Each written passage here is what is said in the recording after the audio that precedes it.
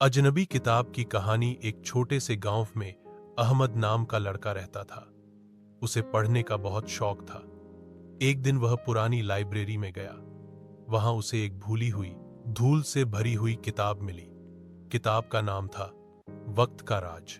जब अहमद ने किताब खोली तो उसके अंदर से रोशनी निकली और अचानक उसके सामने एक पुराना दरवाजा बन गया। अहमद ने हिम्मत की और दरवाजे के अंदर चला गया। अंदर जाकर उसने देखा कि वह एक ऐसे शहर में है जहां सब चीजें उल्टी चल रही हैं।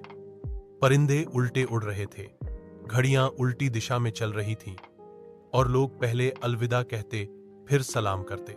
शुरू में अहमद को यह सब अजीब लगा, मगर फिर उसे समझ आया कि यह दुनिया हमें यह सबक देने आई है कि वक्त की कीमत समझो, क्योंकि अगर वक्त उल्टा चलने लगे तो सब कुछ बदल जाता है।